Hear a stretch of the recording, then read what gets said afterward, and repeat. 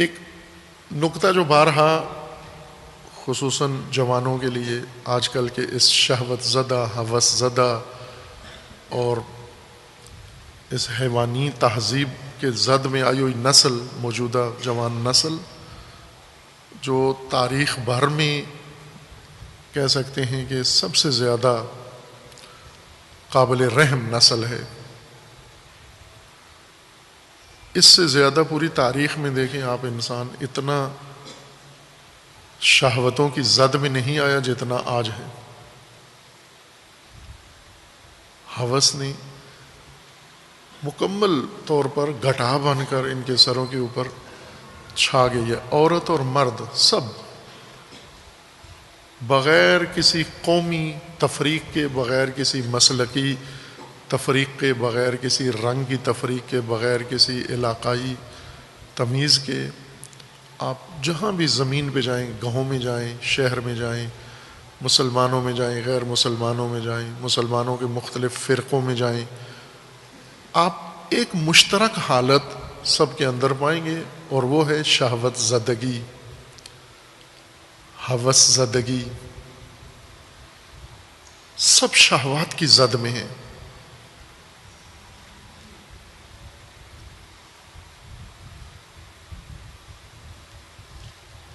اور اس طرح بے رحمی کے ساتھ اگر مثلا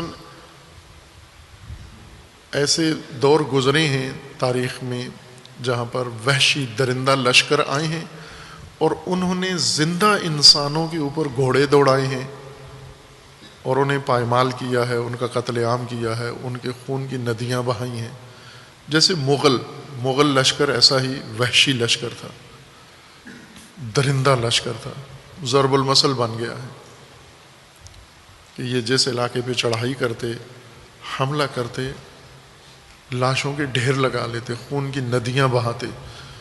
ان کے گھوڑوں کے سم جب تک خون میں ڈوب نہیں جاتے تھے اس وقت تک قتل عام ختم نہیں کرتے تھے. ان کو لذت محسوس ہوتی تھی قتل عام میں. آبادیاں، شہر، ملک ویران کر دیتے تھے. سر کاٹ کے یہ برج بناتے تھے، ٹاور بناتے تھے سروں کے.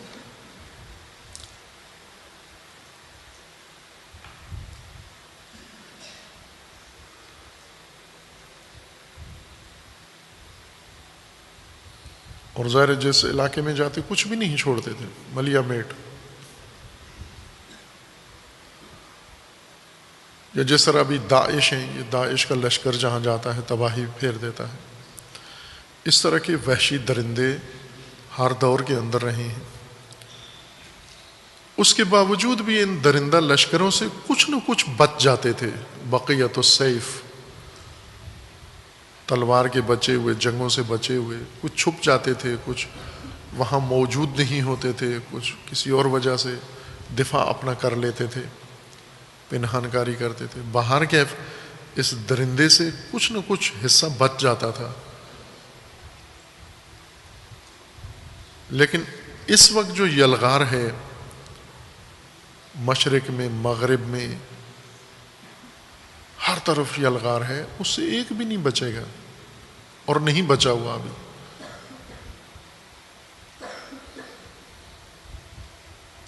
ہم اسی کو محفوظ سمجھتے ہیں جس کے بارے میں ہمیں پتہ نہیں ہے. ہماری لا علمی،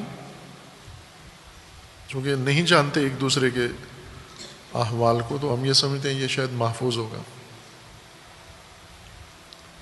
جیسے کوئی آدمی بھوکا ہے اور ہمیں نہیں پتا تو ہم یہ سمجھتے ہیں یہ بھوکا نہیں ہے، اپنی بھوک کا علم ہے. یا جن کی بھوک کا علم ہے انہی کے بارے میں ہمیں معلوم ہے. جن کی بھوک کا علم نہیں ہے انہیں ہم سمجھتے ہیں یہ سیراب ہیں، یہ خوشحال ہیں. اس زد میں سب ہیں.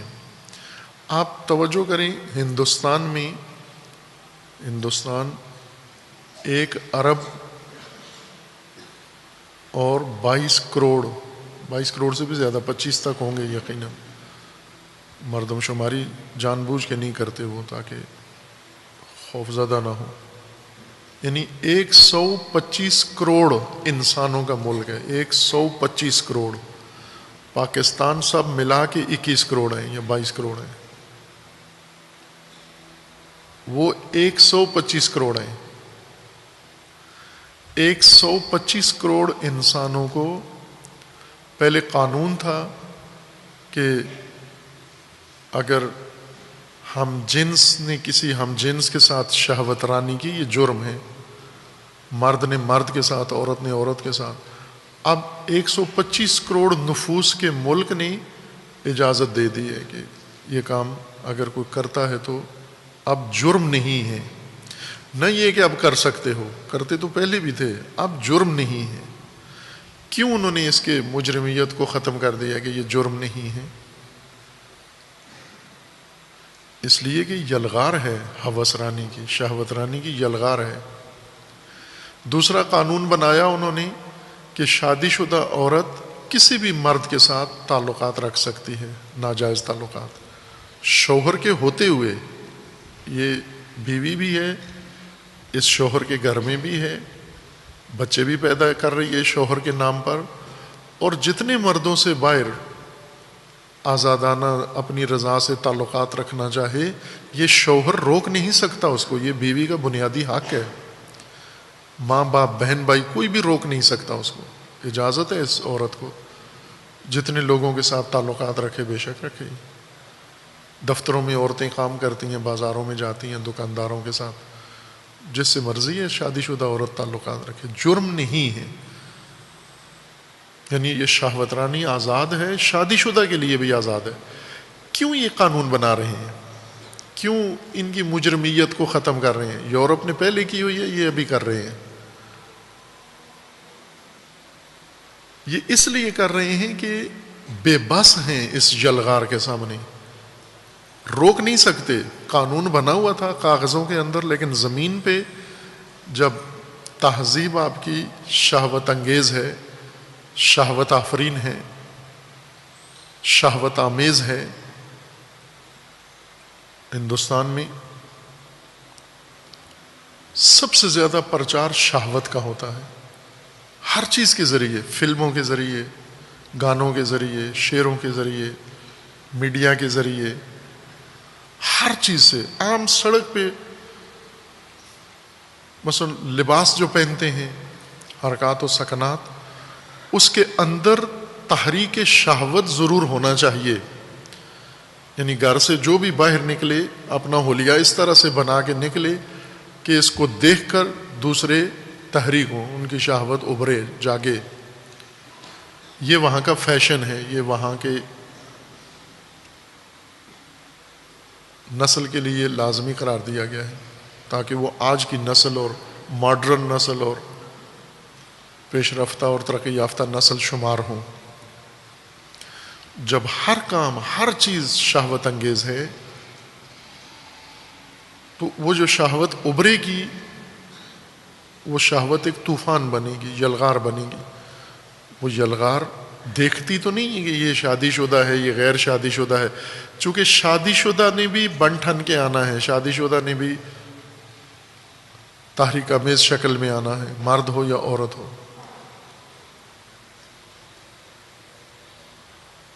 اس لیے اس یلغار کے سامنے تسلیم ہوئے ہیں، ہتھیار ڈال دیے ہیں، پھینک دیے ہیں کہ یہ جرم نہیں ہے، یہ اخلاقی رذالت، قباحت انہوں نے قبول کر لی ہے، یہ گلے ڈال لیا ہے، یہ تاریخی ننگ اپنے نام کر لی ہے.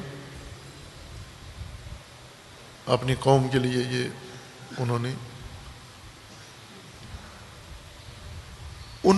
قانوناً جرم ہونا اس کا ختم کر دیا ہے. لیکن اب پاکستان جیسے ماحول میں یا دنیا کے کسی بھی ماحول میں کوئی خطہ خالی نہیں ہے. اس وقت زمین پہ کوئی ایسا آپ نہیں تشخیص دے سکتے کہ یہاں پر ہوس رانی، شہوت رانی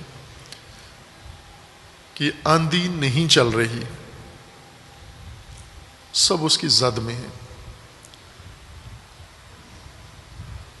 ظاہراً بعضوں نے مثلا شادی شدہ ہیں، انہوں نے اوپر نقاب اوڑے ہوئے ہیں، شادی شدہ عورتیں ہیں، ہوس بازی کرتی ہیں لیکن چھپا بھی لیتی ہیں، پوشش بھی بنی ہوئی ہے. شادی شدہ مرد ہیں، ہوس بازی کرتے ہیں.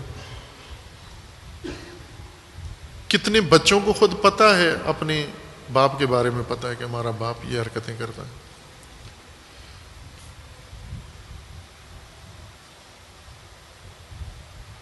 یہاں کتنے تھے جنہوں نے بتایا کہ اپنے والد کے بارے میں بتایا کہ والد ہمارا، بچے جوان ہو گئے ہیں، بیٹیاں بیٹے جوان ہو گئے ہیں، والد ابھی بھی ہوس باز ہے، بچوں کے سامنے ہوس بازی کرتا ہے.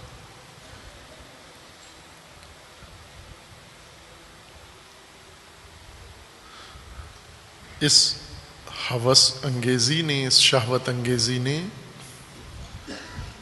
انسان کو ناتوان کر دیا ہے، ضعیف اور کمزور کر دیا ہے.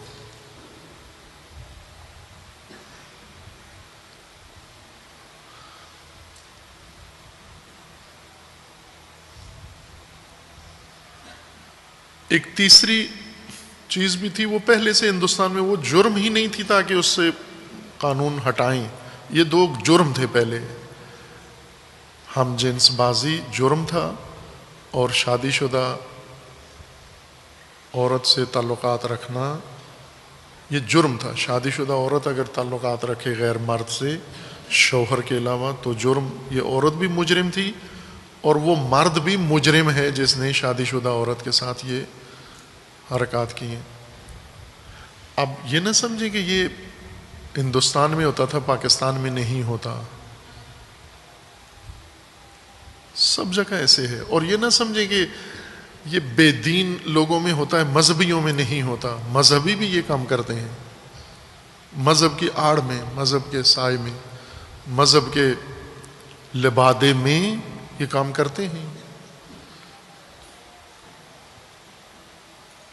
دین کے نام پر یہ کام کر لیتے ہیں، اپنے آپ کو دھوکہ دیتے ہیں. یہاں ایک مرد آئے، مومن آیا، وہ چونکہ پاکستان میں ایسے لوگوں کو مومن ہی سمجھا جاتا ہے، تو انہوں نے کہا جی کہ مجھے ایک مولانا نے پریشان کر دیا ہے، تو آپ بتائیے کہ وہ جو کہہ رہے ہیں وہ ٹھیک ہے یا نہیں. کیا مولانا نے کیا پریشان کیا ہے؟ کہا کہ میں نے شادی کی تھی، دوسری شادی، خفیہ چھپ کے، اور اس شادی سے میرے ابھی 3-4 بچے بھی ہو گئے ہیں، بڑے ہو گئے ہیں، اسکول جا رہے ہیں. تو اب مجھے مولانا نے کہا ہے کہ یہ جو تم نے اس عورت سے شادی کی تھی یہ ناجائز تھی، یہ شادی نہیں ہوئی، یہ حرام تھا یہ کام. کیوں حرام تھا؟ اس لیے کہ وہ عورت پہلے سے کسی کے نکاح میں تھی، وہاں سے روٹھ کے پہلے شوہر سے ناراض ہو کے آ گئی، طلاق نہیں لی، عدالت سے جا کر رجوع کیا اور عدالت کے حکم پر طلاق لے کر اس مرد سے اس عورت نے شادی کر لی، شرعی طلاق لیے بغیر. اور اس دوسرے مرد سے اس کے ابھی کئی بچے ہو چکے ہیں. اور یہ بات جب اس علاقے کے مولانا کو معلوم ہوئی تو انہوں نے اس کو بتایا کہ یہ بچے بھی ناجائز ہیں تیرے، اور تو حرام کم کر رہے، وہ عورت بھی حرام کم کر رہی ہے. اور اس کو نہ اپنے بارے میں شک ہوا، نہ عورت کے بارے میں شک ہوا، نہ بچوں کے بارے میں ہوا، مولانا کے بارے میں شک ہو گیا. کہا یہ ہمارے علاقے کا مولانا ٹھیک آدمی نہیں ہے، اس کا ذہن لگتا ہے خراب ہے، کیونکہ اس نے مجھے کہا ہے کہ یہ تیرا نکاح ٹھیک نہیں ہے، آپ بتائیے کہ یہ مولانا جو کہہ رہا ہے ٹھیک ہے یا نہیں. میں نے کہا ٹھیک کہہ رہے ہیں، جو کچھ انہوں نے کہا ہے درست کہا. تو کہا کہ یہ درست ہونے کا مطلب کیا ہے کہ اب وہ میری بیوی نہیں ہے؟ میں نے کہا پہلے بھی نہیں تھی تیری بیوی، حرام کے تیرے تعلقات ہیں، یہ حرام کے بچے پیدا کر رہے ہو. تو کہا کہ اب کیا کریں؟ میں نے کہا جدا ہو جاؤ، یہیں سے جدا ہو جاؤ، توبہ کرو، استغفار کرو. ویسے تو سزا بنتی ہے تم دونوں کی، شادی شدہ عورت اور مرد اگر آپس میں ناجائز تعلقات رکھیں اس کی سزا شریعت مقدسہ میں سنگسار ہے. سنگسار، ان کی سزا موت ہے، لیکن نہ معمولی موت، پتھر مار مار کے ان کی موت ہے، عبرت کے لیے. اگر شادی شدہ عورت بغاوت کرتی ہے، شوہر کے ہوتے ہوئے غیر محرم مرد سے تعلقات ناجائز رکھتی ہے، شادی شدہ مرد کسی عورت کے ساتھ اس طرح کے روابط رکھتا ہے، تو دونوں کی سزا شریعت دینی میں سنگسار ہے۔ سنگسار کا مطلب یعنی ان کا آدھا جسم دفن کر کے زمین میں گڑھا کھود کے آدھا بدن ان کا دفن کر دو، کندھے سے اوپر یہ باہر ہوں، اور پھر سارے لوگ، سارا محلہ پورا جمع ہو، اور یہ محلے کے عام لوگ، عورتیں مرد بچے سارے، پتھر، چھوٹے چھوٹے پتھر، بڑا پتھر بھی نہیں مارنا کہ ایک ہی پتھر سے مر جائیں، چھوٹے چھوٹے پتھر اتنے مارو کہ آخر کار یہ مر جائیں۔ یہ سخت سزا ہے، عبرتناک سزا ہے، چونکہ جرم بہت زیادہ ہے، جرم بہت بڑا ہے، اور اس لیے ہے کہ اب دوسرا کوئی تکرار نہ کرے، یہ منظر دیکھ کے دوسرا کوئی اس طرف نہ آئے، لیکن یہ کام ہو رہا ہے، چونکہ جب شہوتیں تحریک ہو رہی ہیں، شہوت انگیزیاں زیادہ ہو رہی ہیں، اس شہوت انگیزی میں عورتوں کو اپنے اوپر کنٹرول نہیں ہے، مردوں کو اپنے اوپر کنٹرول نہیں ہے، یہ عورت ہے، بچے بھی ہیں، شوہر بھی ہے، لیکن اس کے باوجود اتنے شہوت آمیز و شہوت انگیز مناظر دیکھتی ہے کہ پھر بھی کنٹرول نہیں ہے اس کا، یہ حتماً کسی کے ساتھ پھر روابط کرتی ہے۔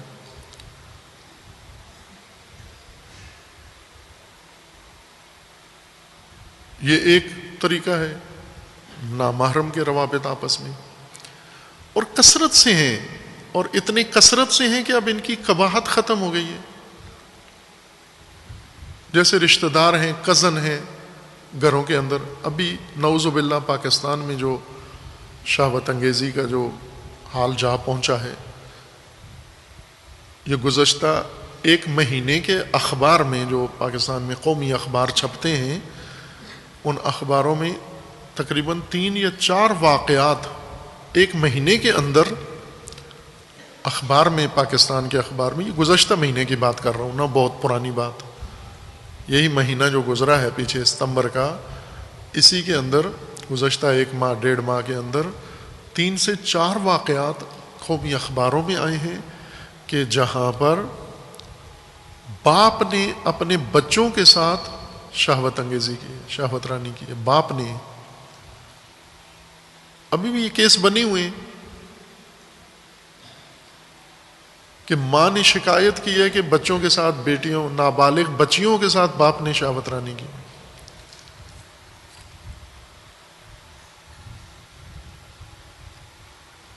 جب آپ شہوت انگیزی کا ماحول بنائیں گے، جب یہ میڈیا آزاد کریں گے، جب آپ موبائل ہر بچے کو دے دیں گے، روابط آزاد کر دیں گے، جب اخلاقیات نابود ہو جائیں گی، جب چھوٹے بڑے سارے ملوث ہو جائیں گے۔ کل کی خبر میں تھا کہ مولانا نے شہوت رانی کی ہے بچے کے ساتھ، اپنے شاگرد کے ساتھ، کل تصویر بھی چھپی ہوئی تھی اس کی، یہ پنجاب کے ایک شہر کی، فیصل آباد کی۔ اور یہ جو خبروں میں آتا ہے، واقعات اتنے نہیں ہیں جو خبروں میں آتے ہیں،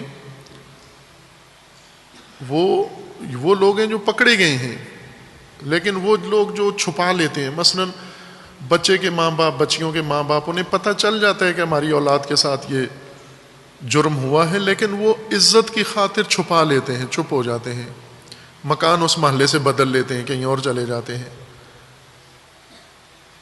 بچے گھروں میں نہیں بتاتے، ماں باپ پردہ ڈال دیتے ہیں، پولیس میں نہیں جاتے، اخباروں میں نہیں دیتے۔ اکثریت چونکہ منافقت ہے معاشرے کے اندر کہ جرم پہ کوئی افسوس نہیں ہے، لوگوں کو پتہ نہ چلے، لوگوں کو پتہ چلنے سے ڈرتے ہیں، جرم سے نہیں ڈرتے۔ شادی شدہ عورت نامحرم مرد کے ساتھ دوست بنی ہوئی ہے، اور خیال یہ ہے کہ لوگوں کو پتہ نہ چلے، کہ لوگوں کو پتہ چل جانا جرم ہے، تعلقات رکھنا جرم نہیں ہے، اور یہ گھر گھر شروع ہو رہا ہے یہ ماحول۔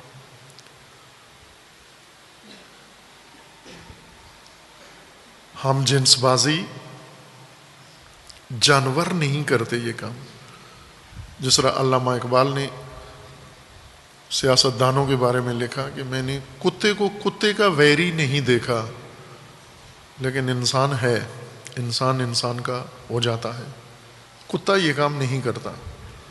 کتا گیدڑ کا دشمن ہوتا ہے، کتا بھیڑیے کا دشمن ہوتا ہے، کتا لومڑی کا دشمن ہوتا ہے، کتا بلی کا مخالف ہوتا ہے، لیکن کتا کتے کا مخالف نہیں دیکھا. انسان ہوتا ہے، انسان یہ کام کرتا ہے، پست ہو جائے، گھٹیا ہو جائے.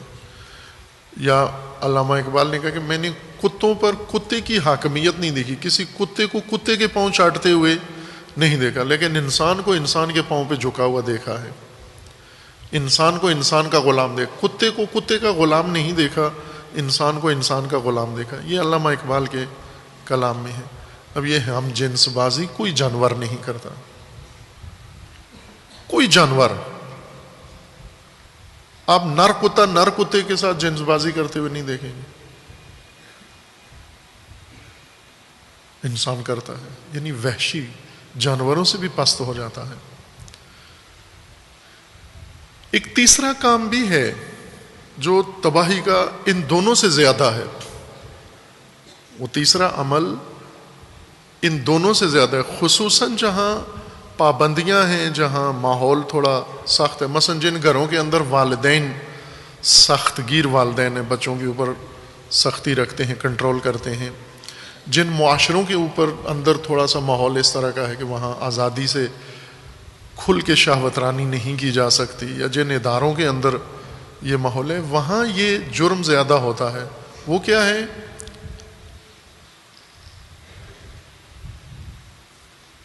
وہ اپنے ساتھ خود لذتی، اپنے ساتھ جنس بازی کرنا.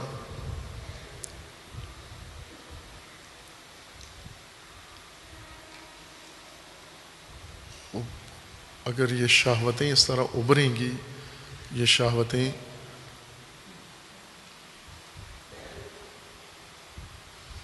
ایک جوان کو پوچھا کیوں یہ حرکتیں کرتے ہو، کیوں شروع کیا ہے یہ؟ تو کہتے ہیں سب سے پہلے میں چھوٹا سا تھا تو گھر میں دیکھا یہ کام کرتے ہوئے، باپ کو دیکھا یہ حرکت کرتے ہوئے، یہ معاشرہ بن گیا ہے. شہوتیں، ہوس اگر عام ہو جائے جس طرح ہو گئی ہے ابھی، اس لیے کہہ رہا ہوں کہ یہ موجودہ نسل قابل رحم ترین نسل ہے یہ. اور جو لشکر، وہ مغل کے لشکر سے کچھ بچ جاتے تھے، لیکن اس شہوت رانی کے لشکر سے کوئی محفوظ نہیں ہے. سب اس کی زد میں ہیں، سب اس کی بھینٹ چڑھ گئے ہیں. محفوظ کون ہیں؟ جس کے بارے میں پتہ نہیں، ابھی لوگوں کو پتہ نہیں ہے، یا جو مہارت سے یہ کام کرتا ہے اس کو سمجھتے ہیں یہ محفوظ ہے.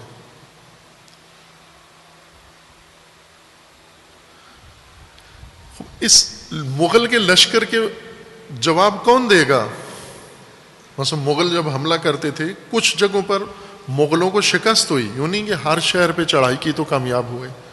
کچھ ایسے علاقے تھے جہاں پر مغلوں کا لشکر جرار چڑھ دوڑا اور شکست کھائی، اس شہر کے لوگوں سے شکست کھائی. کہاں؟ جہاں پر غیرت مند، دلیر، جنگجو جوان طاقتور موجود ہوں، ان سے یہ جرار لشکر شکست کھا جاتے ہیں. ہندوستان 125 کروڑ نفوس کی جمعیت شکست کھا گئی ہے شہوت رانی کے آگے، تسلیم ہو گئے. ان کی حکومت، ان کی عدالت، ان کی تہذیب، ان کا کلچر، ان کا مذہب شکست کھا گئے ہیں. مذہب بھی شکست کھا گیا ہے وہاں پر. یہ عمل ہندو مذہب میں بھی حرام ہے، یہ بدھ مذہب میں بھی حرام ہے، یہ عیسائیت میں بھی حرام ہے، یہ اسلام میں بھی حرام ہے، یہ سنیوں میں بھی حرام ہے، یہ شیعوں میں بھی حرام ہے. یہ دونوں عمل جو ہندوستان میں تصویب ہوئے ہیں، یہ ہندوستان میں جتنے مذاہب ہیں ان سب کی روح سے حرام ہے. بس مذہب شکست کھا گیا نا. ایک قانون ایسا بن گیا جو مذہب کے خلاف، جو اخلاقیات کے خلاف، جو ملکی قانون کے خلاف. لیکن پورا ملک ڈھیر ہو گیا. کیا ہوا؟ یہ ایٹمی طاقت ہے، اس ایٹمی طاقت میں اتنی طاقت نہیں ہے، بلے نہیں ہے، کمزوری، ضعف، کمزوری کی وجہ سے شہوت انگیزی کے سامنے تسلیم ہو گئی.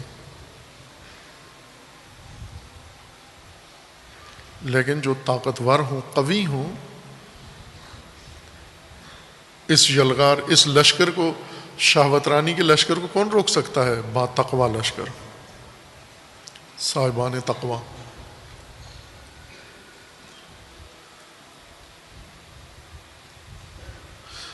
تقوی کون لوگ ہوں گے؟ جو قوی ہیں، بہت زیادہ طاقتور ہیں، جن کو قوت خدا نے دی ہے. اور وہ قوت ان کے ارادے کی قوت ہے، ان کی قلبی قوت ہے، ان کی ایمانی قوت ہے. اس ارادی قوت سے دین اپنایا ہے، بندگی اپنائی ہے، اور پھر طاقت ان کے اندر ایمان کی طاقت آئی، فطرت قوی، شخصیت قوی، ارادہ قوی.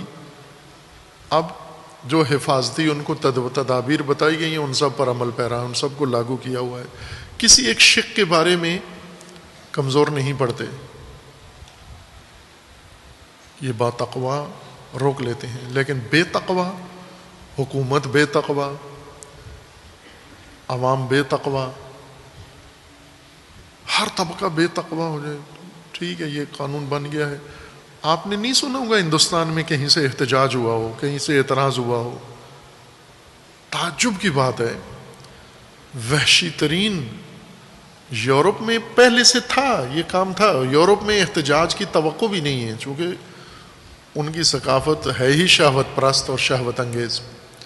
لیکن ہندوستان جو ایک بہت دیرینہ ثقافت کا ملک ہے، قدیمی ترین ثقافت انسانی دنیا کی ہندوستان سے مہد ہے. ایک طرح سے اخلاقیات، عرفانیات، معنویات، روحانیات کا.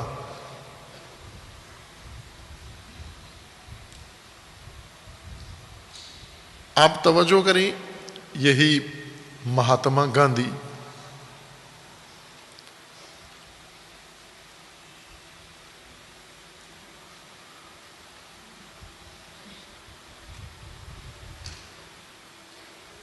جو معروف لیڈر ہیں ہندوستان کی آزادی کے، اور مذہبی بھی ان کے پیشوا ہیں.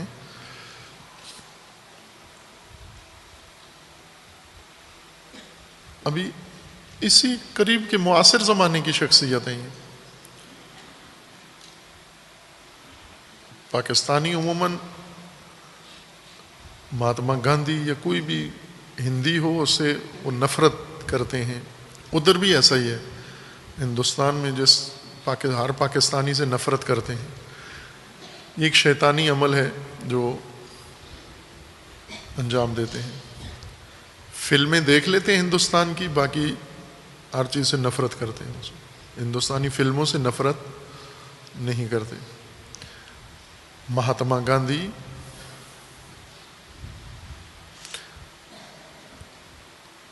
ان کا جو نظریہ تھا، اعتقاد تھا، ابھی چند دن پہلے ان کا ایک انٹرویو، پرانا انٹرویو ان کی زندگی کے زمانے کا چھپا ہے اور حیرتناک ہے وہ انٹرویو. وہ یہ کہ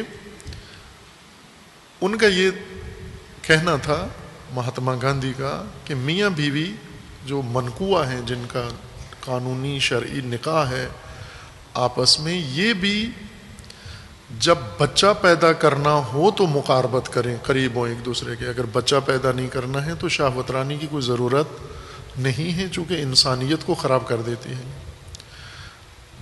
بچے کی پیدائش کے لیے، تولید نسل کے لیے یہ بھی کر سکتے ہیں آپس میں قربت، لیکن اگر بچے کی پیدائش مقصود نہیں ہے تو پھر یہ بھی اجتناب کریں. کیوں؟ کہ یہ ہوس ہے، یہ شہوت ہے، اور شہوت انسان کو ضعیف کر دیتی ہے، کمزور کر دیتی ہے.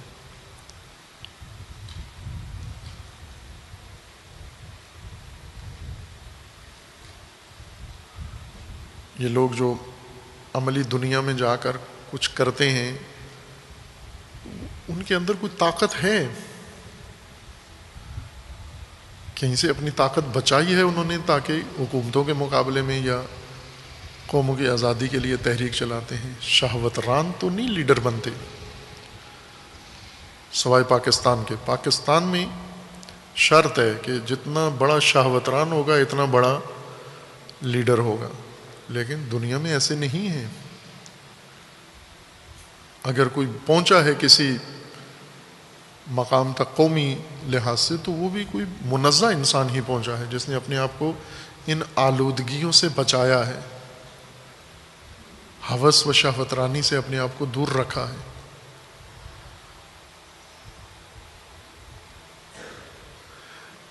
ہوس بازی کتنا کمزور کر دیتی ہے انسان کو، ضعیف کر دیتی ہے.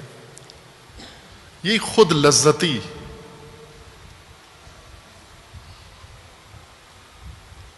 اپنے ساتھ جنس بازی کرنا نابود کر دیتی ہے انسان کو.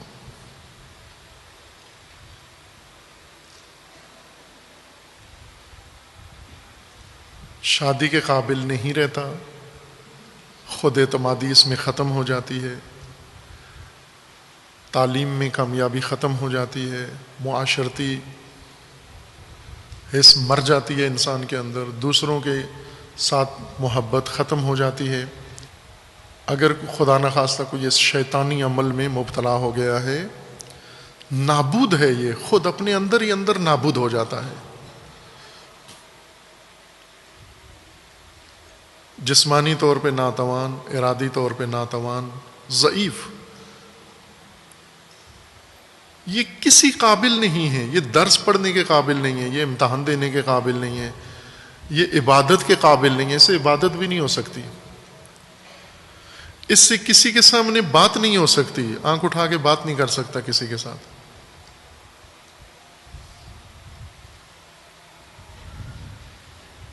یہ اب شادی کے قابل نہیں ہے، بچے کبھی پیدا نہیں ہوں گے اس کے.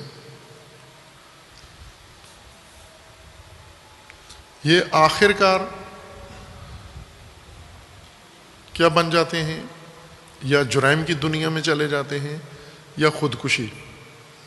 جب بالکل اپنے آپ کو ہر چیز سے عاجز و ناتوان سمجھتے ہیں، خود اعتمادی ان کی ختم ہو جاتی ہے.